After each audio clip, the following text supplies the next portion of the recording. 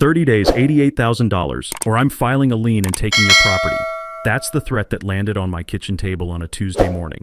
From an HOA I never joined, for a ranch I bought at a county auction demanding money for rules I never agreed to follow. See, I'm Rex Dalton. I've been swinging hammers and fighting bureaucrats for 30 years. When I bought this 40-acre spread 6 months ago, it had been sitting empty for 3 years after the old farmer died. No HOA paperwork in sight, no mention of any association fees.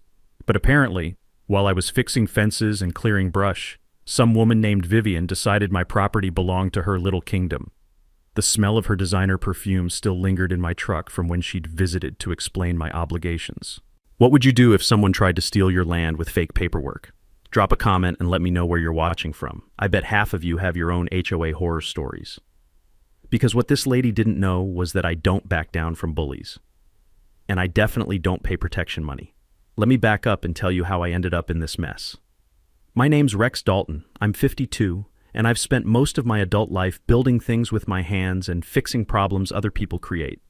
After my divorce finalized last year, I decided it was time to invest in something solid, land that nobody could take away from me. Famous last words, right? That's when I found the Mitchell place at a county auction. 40 acres of prime Texas pasture, a 1970s farmhouse that needed some love, and 2 barns that had seen better days but still had good bones. The previous owner, Clarence Mitchell, had been an old-school rancher who'd worked this land for decades before passing away 2 years earlier. The morning I first walked that property, gravel crunched under my boots as I surveyed what would become my retirement project. The diesel smell from Clarence's old tractors still hung in the barn air, and morning mist rolled across the pastures like something out of a postcard. When the prairie wind caught those creaking barn doors, I knew I was home. At $180,000, I got it for about half its market value. Clarence had died intestate, that's lawyer speak for no will, and his distant relatives couldn't afford the property taxes. Their loss was my gain, fair and square. My daughter Sage visits every other weekend, and she fell in love with the place immediately. "Dad, we could have horses," she said, already planning her sweet 16 party in the back pasture. For the first time since the divorce, I felt like I was building something that mattered. That piece lasted exactly 3 days. I was replacing rotted boards on the front porch when a pristine white BMW SUV came crunching up my gravel drive. Out stepped a woman who looked like she'd been assembled in a corporate boardroom. Perfectly coiffed blonde hair, designer clothes that probably cost more than my monthly mortgage, and a clipboard that seemed permanently attached to her manicured hand. "Mr. Dalton, I'm Vivian Harwick, president of the Meadowbrook Estates Homeowners Association." She smiled the kind of smile that sells million-dollar houses and forecloses on dreams. "We need to discuss your responsibilities as our newest member." I set down my hammer and wiped sawdust off my hands. "I'm sorry, what association? There was no mention of any HOA in my purchase documents." Her smile got sharper, and I caught a whiff of her designer perfume. The kind that screams, "I make more in commissions than you make in a year." "Oh, but there was an automatic inclusion when we expanded our boundaries in 2018. Your property falls within our jurisdiction now." She handed me a folder thick enough to choke a horse. "There's a $2,400 initiation fee, plus $380 monthly dues. Retroactive, of course." See, what I didn't know yet was that Meadowbrook Estates was where the McMansion crowd lived. $2 million homes with manicured lawns and 3-car garages. And apparently, they'd decided us working ranch folks were bringing down their property values just by existing. "Ma'am, with respect, Clarence Mitchell never signed any of this." Mr. Mitchell's signature wasn't required. Her voice carried the dismissive tone reserved for people she considered beneath her social class. "Property boundaries speak louder than individual consent." That's when Sage poked her head out the front door. "Dad, who's the lady with the car that costs more than our house?" From the mouths of babes. After Vivian left, I talked to my neighbors, Bobby Chen and Maria Santos, both ranch families facing the same pressure. Turned out this wasn't about community standards. This was about forcing us out so developers could turn our land into more subdivisions. She picked the wrong rancher. 2 weeks later, I got my first taste of what Vivian considered clarification. The certified mail truck came rumbling down my gravel road at 7 in the morning, its engine coughing like an old man with too many cigarettes. The driver handed me an envelope so thick it could have stopped a bullet, and I could already smell trouble brewing stronger than my morning coffee. Inside was a formal lien notice against my property. "Notice of intent to foreclose," the letterhead screamed in bold red letters. Vivian was using Texas Property Code Section 209.006, something called HOA Super Lien Authority, to claim my ranch as collateral for her made-up debt. I had 30 days to pay the full $88,000 or she'd start foreclosure proceedings. Now, I've dealt with my share of bureaucratic nonsense over the years, but this was like watching someone try to steal your truck with a crayon drawing of the title. The audacity was almost impressive. My first stop was the county courthouse, where I spent 3 days buried in records that smelled like old paper and broken dreams. What I found made me madder than a hornet in a honey jar. The original ranch property predated the subdivision by 30 years. Clarence's land had been there since 1987, while Meadowbrook Estates was barely 5 years old. That's when I remembered something from a legal dispute I dealt with years ago on a construction project. The old-timer lawyer had told me about adverse possession. When property has been used continuously for a specific purpose for decades, you can't just retroactively slap new rules on it without proper legal notice. I made a mental note that anyone facing similar situations should research how long their property has been used for its current purpose before letting anyone change the rules. I spent another day photographing every original survey from 1987 and comparing them to the 2018 HOA boundary maps. Armed with this ammunition, I figured Vivian would back down once she realized her legal position was weaker than gas station coffee. I was wrong. Instead of retreating, she went nuclear. Within a week, I started getting phone calls from potential contracting clients asking if it was true that I didn't honor my legal obligations. 2 jobs I'd been counting on suddenly disappeared. But here's where Vivian made her first big mistake. When she started her whisper campaign at my daughter's school, she forgot one crucial detail. Small-town parents talk to each other, and they don't like bullies. My counterpunch was strategic. While she was busy spreading rumors, I was quietly building a legal fortress. I called property attorney Sarah Brennan, $300 an hour that hurt my wallet but opened my eyes. I also started documenting every single interaction with the HOA because I had a feeling I was going to need evidence later. "Rex," Sarah said after reviewing my documents, the leather of her office chair creaking as she leaned back. "You're sitting on a gold mine. This HOA overstepped their authority so badly they might as well have robbed a bank in broad daylight." She confirmed what I'd suspected about the adverse possession angle, and mentioned something every property buyer should know. You can always request all HOA documents before closing. It's legally required in most states. If they can't provide them, that's your first red flag. But the real game changer came when I reached out to Bobby Chen and Maria Santos, my neighboring ranchers dealing with similar pressure. Instead of fighting this battle alone, I was building an army. That's when Bobby dropped the bombshell that shifted the entire battlefield.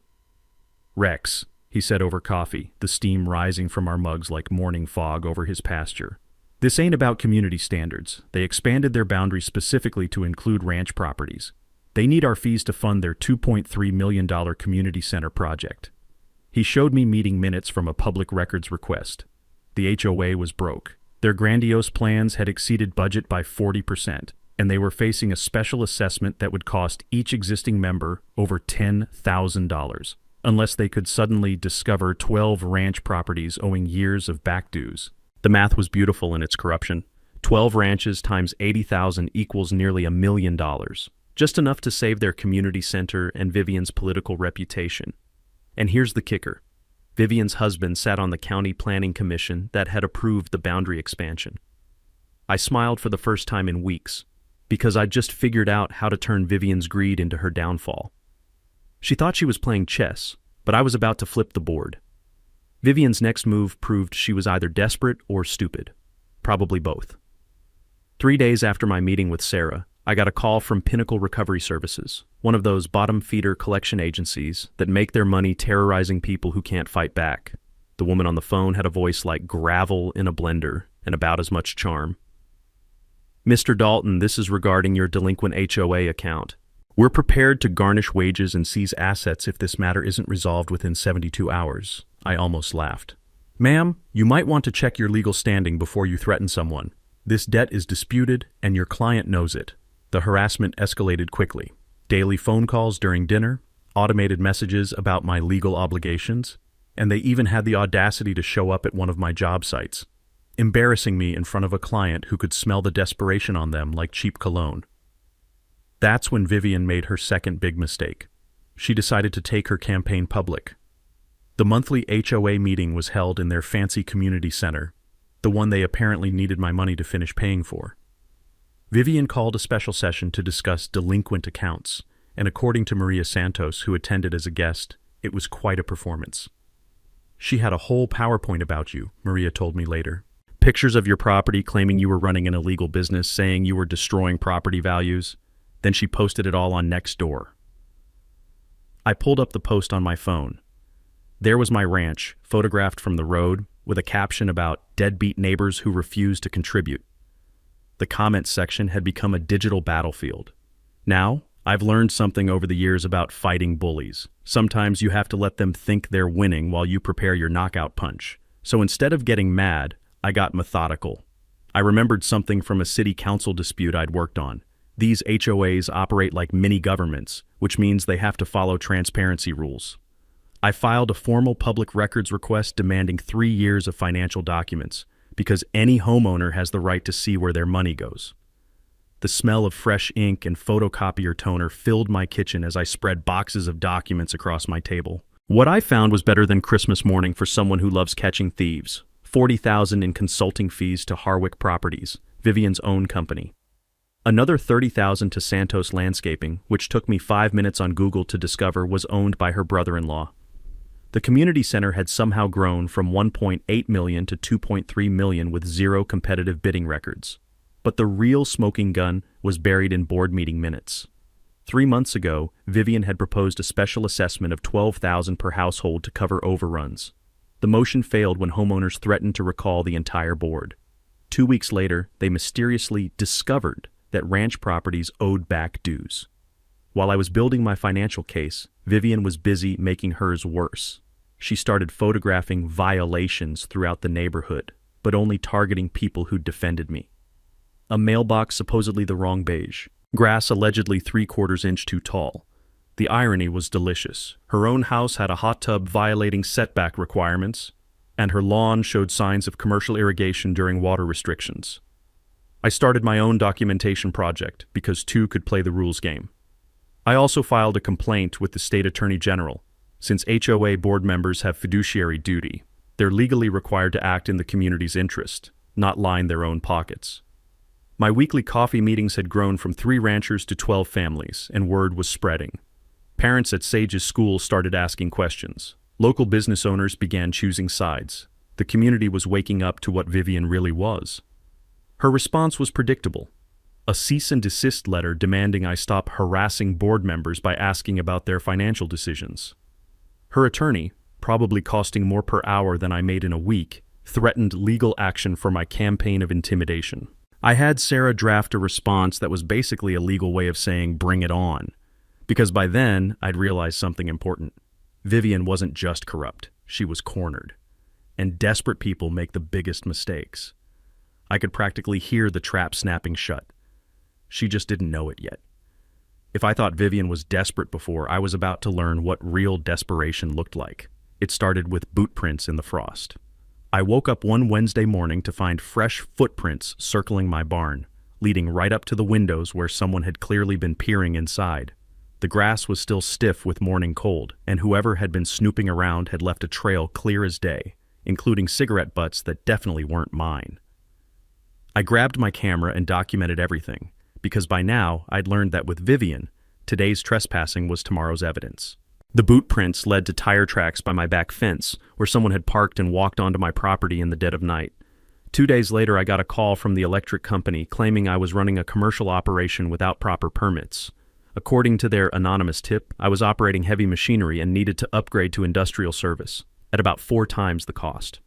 The inspector who showed up took one look at my 50-year-old tractor and Clarence's rusted equipment and shook his head. Whoever called this in was either lying or stupid. You've got the most residential setup I've seen on a ranch this size. But Vivian wasn't done playing games. My mail started arriving late, when it arrived at all.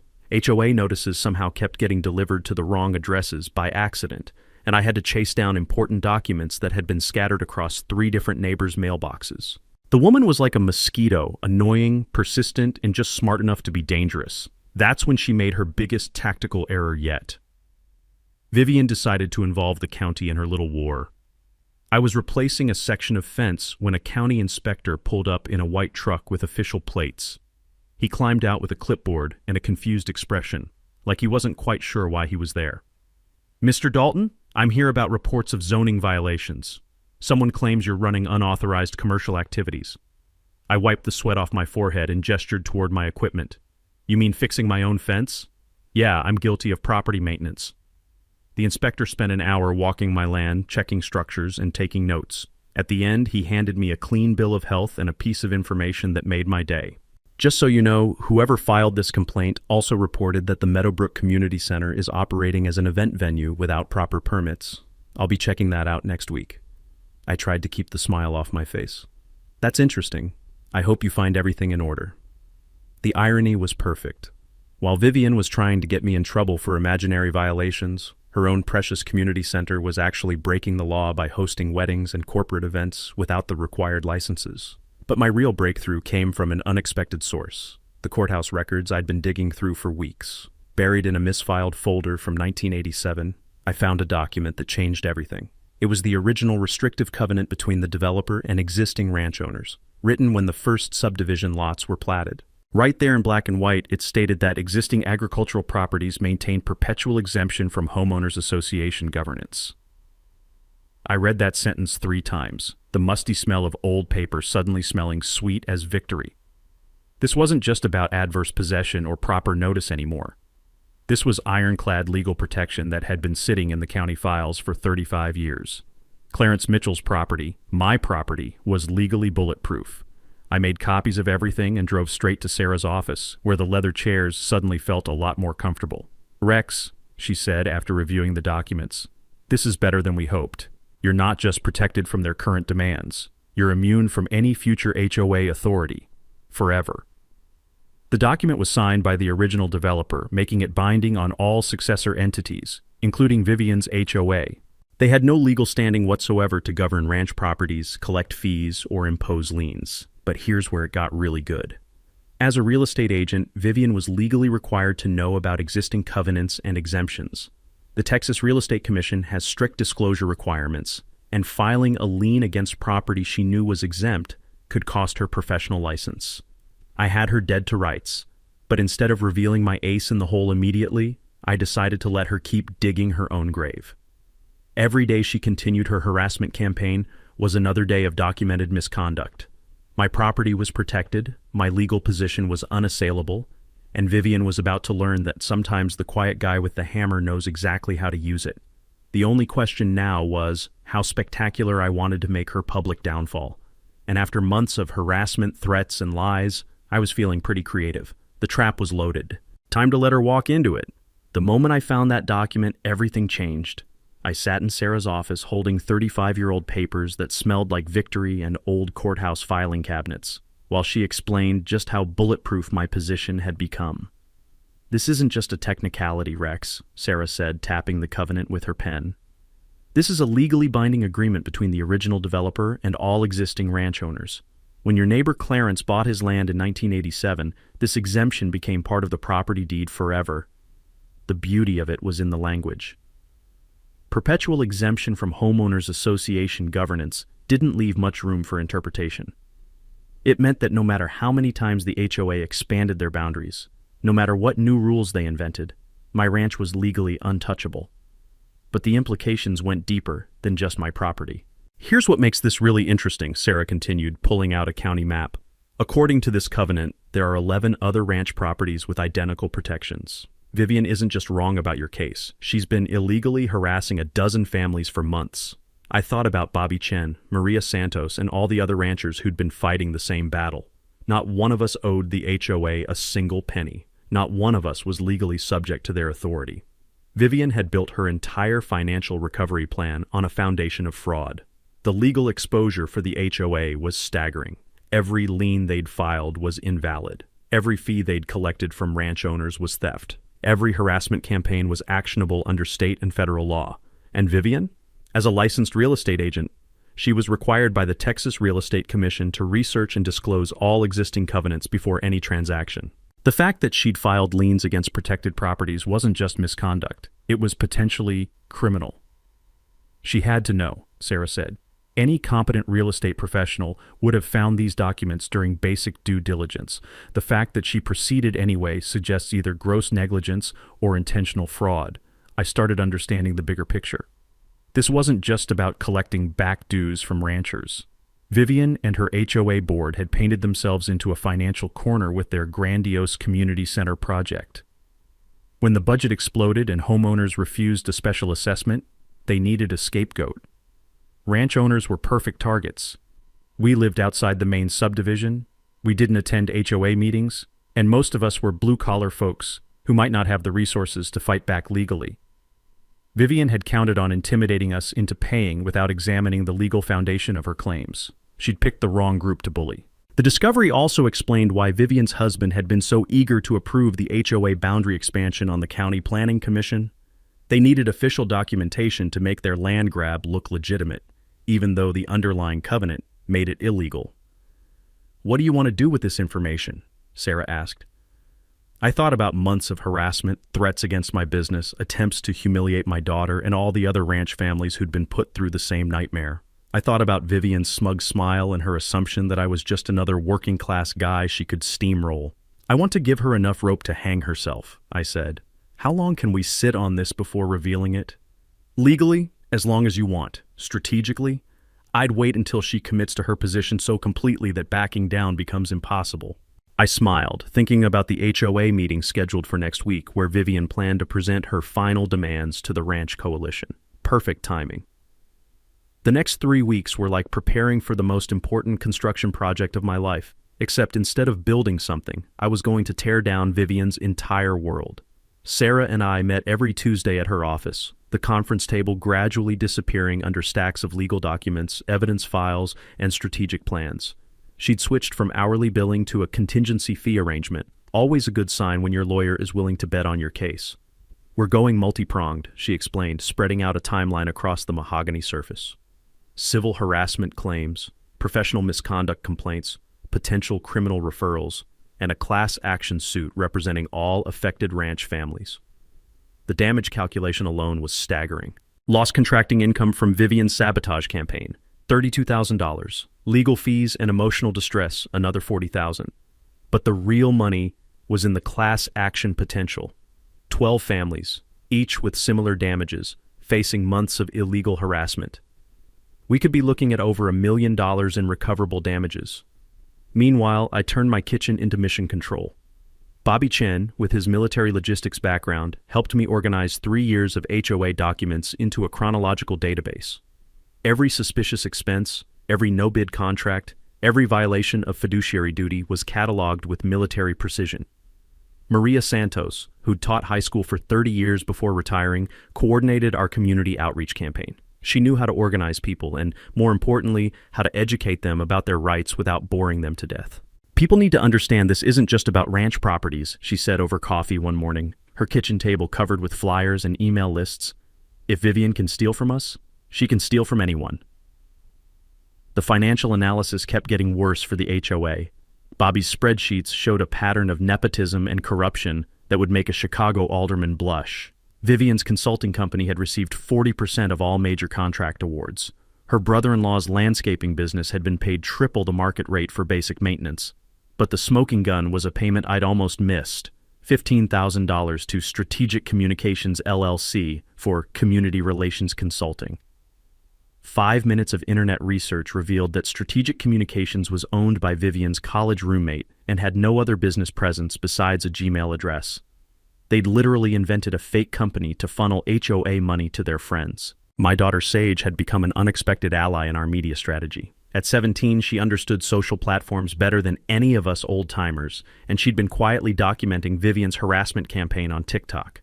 Her videos about HOA Karens trying to steal our ranch had gone mini-viral in our area, with over 50,000 views. "Dad, you've got to let me speak at the HOA meeting," she said one evening while we reviewed her footage. "My generation gets it. This is about bullies with clipboards thinking they can control everyone." The media component was coming together beautifully. Amanda Torres from Channel 8 had agreed to do a full investigative piece, scheduled to air the night before the big HOA meeting. She'd already interviewed 6 ranch families and had obtained copies of all our financial evidence. This story has everything, Amanda told me during our last planning call. Corruption, David versus Goliath drama, and a community fighting back against injustice. My editor is talking about entering it for a journalism award. But my favorite part of the strategy was the simplest. Instead of just defending against Vivian's attacks, we were going on offense. Sarah had prepared individual cease and desist orders for each board member, demanding they stop their harassment campaigns and return all illegally collected fees. We'd calculated restitution amounts for every affected family, documented every violation of state HOA laws, and prepared a comprehensive complaint for the Attorney General's office that read like a criminal indictment. The beauty was in the timing. The HOA meeting was scheduled for Thursday night. Amanda's news story would air Wednesday evening. Sarah would file our legal papers Thursday morning, and I would walk into that meeting with 12 ranch families, boxes of evidence, and a room full of reporters. During our final strategy session, I asked Sarah the question that had been bothering me for weeks. What if she tries to settle quietly before the meeting? Then we'll know we've won, Sarah replied. But honestly, Rex, I don't think Vivian's personality allows for quiet surrender. She's going to fight this thing all the way to the bottom. I thought about the woman who'd threatened to steal my property over fake fees, who'd tried to destroy my business with lies, who'd attempted to humiliate my daughter at school. Good, I said, because I want everyone in that room to see exactly who she really is. The trap was set, the evidence was organized, and Vivian was about to walk into the most public humiliation of her life. I couldn't wait. While we were planning her downfall, Vivian was busy making sure her own destruction would be as spectacular as possible. It started with sabotage that was almost too obvious to believe. I walked out to my barn one Thursday morning to find sugar in my tractor's fuel tank. Amateur hour stuff that would have been funny if it wasn't my equipment. The diesel engine coughed and wheezed like an old man with pneumonia before finally giving up completely. But Vivian wasn't content with just property damage. She escalated to utility warfare, calling the water department to claim I was running a commercial operation that required industrial service rates. When that failed, she tried to get my electrical service disconnected, filing reports about unpermitted structures that existed only in her imagination. The county inspector who showed up looked like he'd rather be anywhere else. Mr. Dalton, I've got complaints here about unauthorized construction, commercial water usage, and zoning violations. Mind if I take a look around? 20 minutes later, he was shaking his head and muttering about frivolous complaints. Whoever's filing these reports is wasting everyone's time. Your property is cleaner than most residential lots I inspect. That's when the inspector dropped a bombshell that made my week. Actually, while I'm here, I should mention we found some interesting issues at that community center. Turns out they've been operating an illegal event venue without proper permits. We're looking at some serious violations. I tried to keep the satisfaction off my face while Vivian's own harassment campaign backfired beautifully. But she wasn't done digging her own grave. The next week, she invited me to lunch at the hometown diner. Neutral ground, she said, to discuss a reasonable settlement. I showed up with my phone recording legally, since Texas is a one-party consent state. What happened next was better than Christmas and my birthday combined. Rex, she said, stirring her salad with the intensity of someone plotting world domination, I think we can resolve this situation quietly.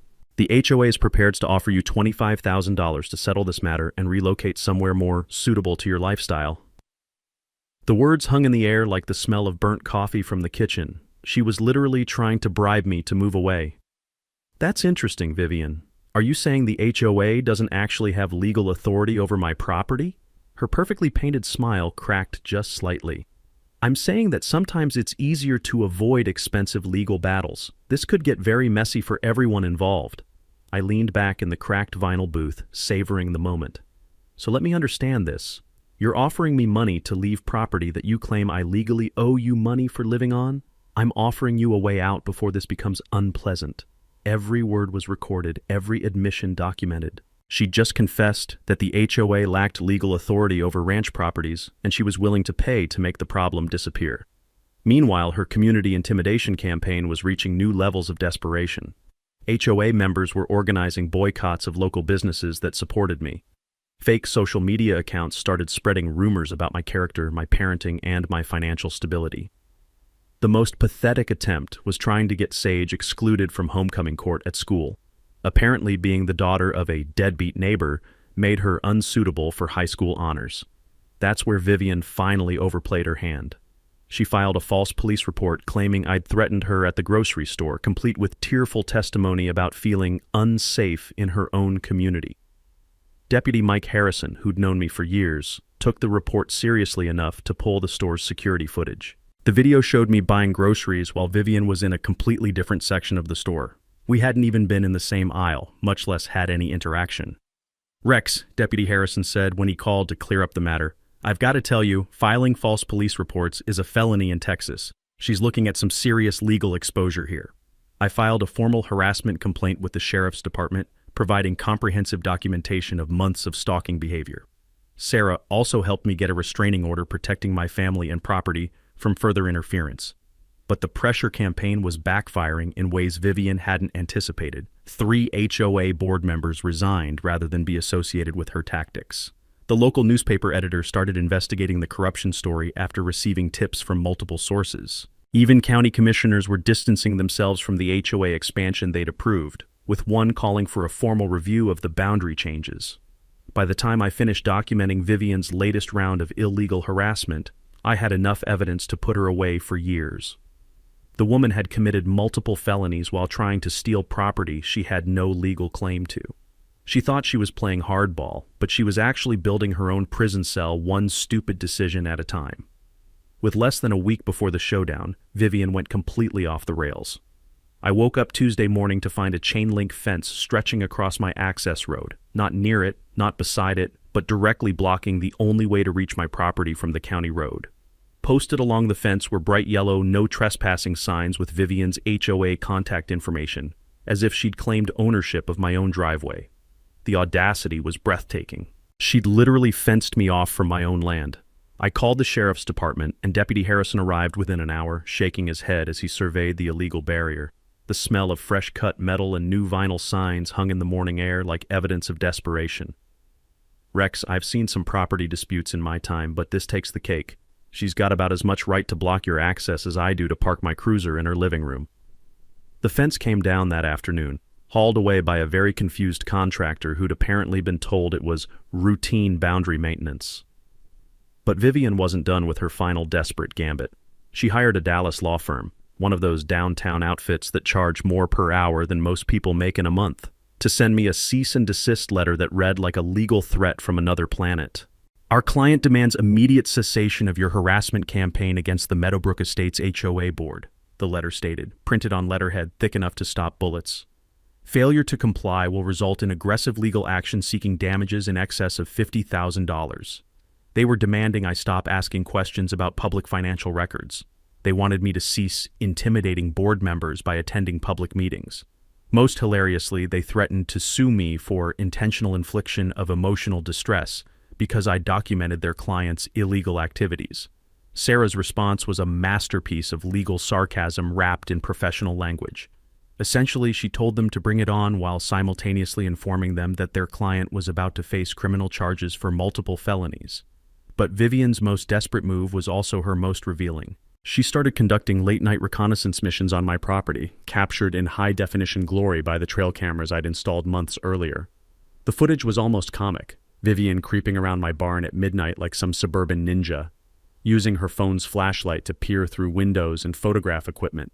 She even tried to open my tool shed, apparently looking for evidence of the imaginary commercial operation she'd been claiming I was running. Every trespassing incident was documented with timestamps and GPS coordinates. Every violation was another felony charge waiting to happen. The woman was building her own legal destruction one midnight prowl at a time. Meanwhile, the community mobilization reached its peak.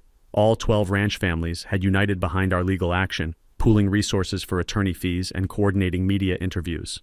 Local businesses were openly supporting us with window signs reading, "We support rural rights." The political pressure was becoming impossible to ignore. County commissioners were facing angry calls from constituents who'd learned about the HOA corruption. The Attorney General's office had opened a formal investigation. Even the state legislature was asking questions about HOA oversight and abuse prevention. But my favorite development was watching Vivian's own support network crumble. Her remaining board members were jumping ship faster than rats leaving a sinking vessel.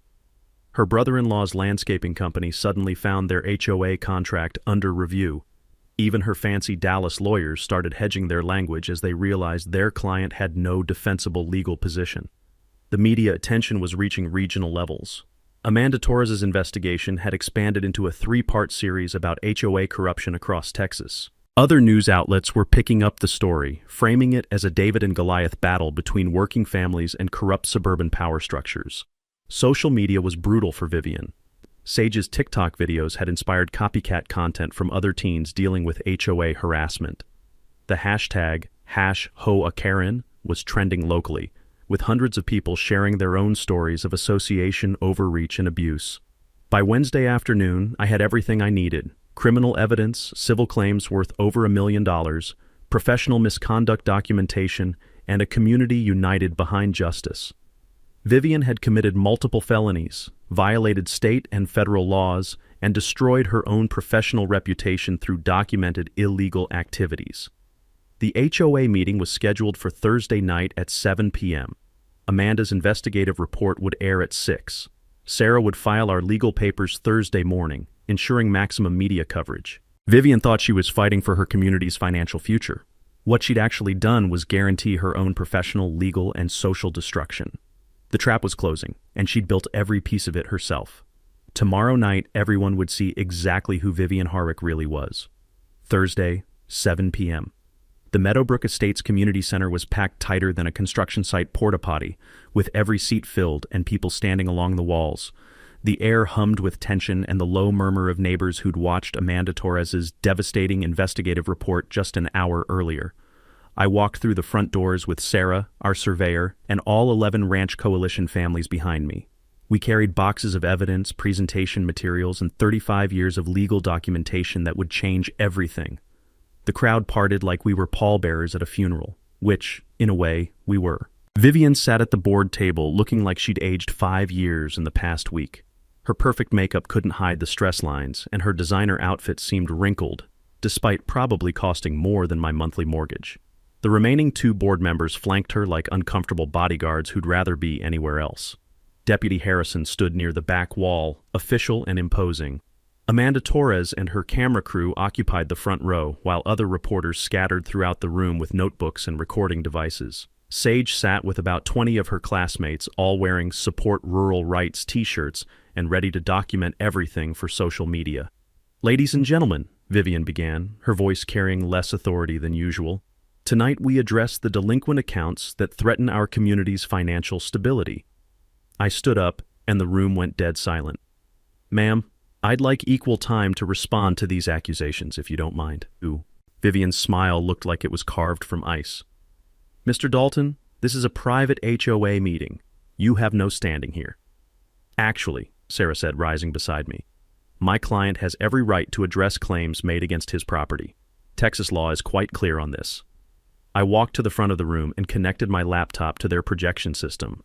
The first image that appeared was the 1987 Developer Covenant, blown up large enough for everyone to read. "This document," I said, pointing to the screen, "grants perpetual exemption from homeowners association governance to all existing agricultural properties. That includes my ranch and 11 others that your board has been illegally harassing for months." A gasp rippled through the crowd. Vivian's face went white as fresh paint. "This covenant was signed before most of you moved to this community. It's been sitting in the county files for 35 years, and as a licensed real estate agent, Mrs. Harwick was legally required to know about it." I clicked to the next slide, a breakdown of the HOA's financial irregularities. $40,000 to Vivian's own company, $30,000 to her brother-in-law, $15,000 to a fake consulting firm owned by her college roommate. "Your board president hasn't just been stealing from ranch owners," I continued. "She's been stealing from all of you." The room erupted in angry murmurs. Several homeowners stood up, demanding explanations. Vivian looked like she wanted to crawl under the table. "These are fabricated documents," she shouted, her composure finally cracking. "This man has been harassing our board for months, trespassing on private property, intimidating community members." That's when I played the recording from our restaurant meeting. "Rex, I think we can resolve this situation quietly. The HOA is prepared to offer you $25,000 to settle this matter and relocate somewhere more suitable to your lifestyle." Vivian's own voice filled the room through the community center's sound system, clear as a church bell on Sunday morning. The admission that she'd tried to bribe me to leave property she claimed I legally owed money for was devastating. "Are you saying the HOA doesn't actually have legal authority over my property?" my recorded voice asked. "I'm saying that sometimes it's easier to avoid expensive legal battles." The room fell silent except for the hum of the air conditioning and the soft whir of news cameras capturing every moment. "Ladies and gentlemen," Deputy Harrison announced from the back, "I'm here to inform you that Mrs. Harwick is under active criminal investigation for harassment, filing false police reports, and multiple counts of trespassing." Sarah stepped forward with a folder thick enough to choke a horse. "I'm also serving notice that we're filing a class action lawsuit against the HOA board for harassment, defamation, and intentional infliction of emotional distress. Damages are calculated at over $1 million. The crowd turned on Vivian like sharks smelling blood. Homeowners demanded her immediate resignation. People shouted questions about the missing money. Camera flashes lit up the room like a lightning storm. "This is all lies!" Vivian screamed, standing up so fast her chair fell backward. "You people don't understand what I've sacrificed for this community." But nobody was listening anymore. The remaining board members were already distancing themselves, publicly calling for her resignation. Homeowners were demanding emergency elections and financial audits. I looked at Vivian across that room, the woman who'd tried to steal my land, destroy my business, and humiliate my family, and felt nothing but pity. "The truth has a way of coming out," I said into the microphone. "Always does." Vivian's resignation letter hit my email at 11:47 p.m. that same night. 3 paragraphs of lawyer-written nonsense that basically said, "I quit," in the most expensive way possible. Within 48 hours, the legal settlement was finalized. $180,000 split between me and the other affected ranch families, plus full restitution of all illegally collected fees. Vivian's real estate license was suspended pending investigation, and the district attorney filed felony harassment charges that would keep her busy with lawyers for the next year. The HOA got a complete board makeover. New elections brought in people who actually understood the word community, including Maria Santos as the new president and Bobby Chen as treasurer. Their first official act was passing bylaws that formally recognized ranch property exemptions and established transparent financial oversight. My contracting business didn't just recover, it exploded. Turns out standing up to bullies makes for great marketing. I had more work than I could handle, with clients specifically requesting the guy who took down the corrupt HOA. Even picked up 3 projects from Meadowbrook residents who wanted to distance themselves from Vivian's legacy. The personal healing took longer than the legal victory. Sage and I spent a lot of evenings on the front porch, watching the sun set over our protected land and talking about what we'd learned. She'd gained confidence from fighting injustice, and I'd discovered that sometimes the quiet guy with the hammer can make the most noise when it matters. 6 months later, the community had transformed completely. The Ranch Coalition had evolved into something bigger, a regional property rights organization helping other families fight HOA overreach across 3 counties. We'd successfully challenged 4 similar cases, armed with legal precedents and hard-won experience. But the best part was what we did with that disputed land. Remember that community center project that started this whole mess? The new HOA board voted to convert the undeveloped portion into something the whole area could enjoy: the Clarence Mitchell Community Garden and Nature Preserve. 40 acres of native plants, walking trails, and garden plots that anyone could use, regardless of where they lived or what HOA they belonged to.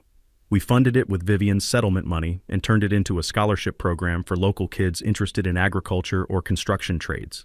Every year, 10 students get help with college or trade school tuition, funded by the woman who tried to steal our land. The irony was perfect. The annual Ranch Heritage Festival became our biggest community success. Every October, we celebrate agricultural history with live music, local food, and educational booths about property rights and government accountability. Last year, over 3,000 people attended, including state legislators who'd helped pass new HOA oversight laws inspired by our case. My favorite moment came during the second festival, when a young father approached me with his son in tow. "Mr. Dalton, I wanted to thank you. We were about to get bullied out of our home by an HOA in the next county until we heard your story. We fought back using your playbook, and we won. That's when I knew we'd built something bigger than just winning a legal case." The media attention had national impact. Amanda Torres's investigation won a regional journalism award and inspired similar investigations across the country.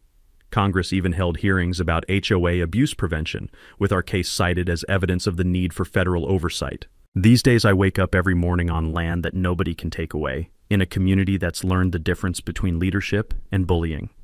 Sage is thriving in college, studying environmental law, with plans to help other families protect their property rights.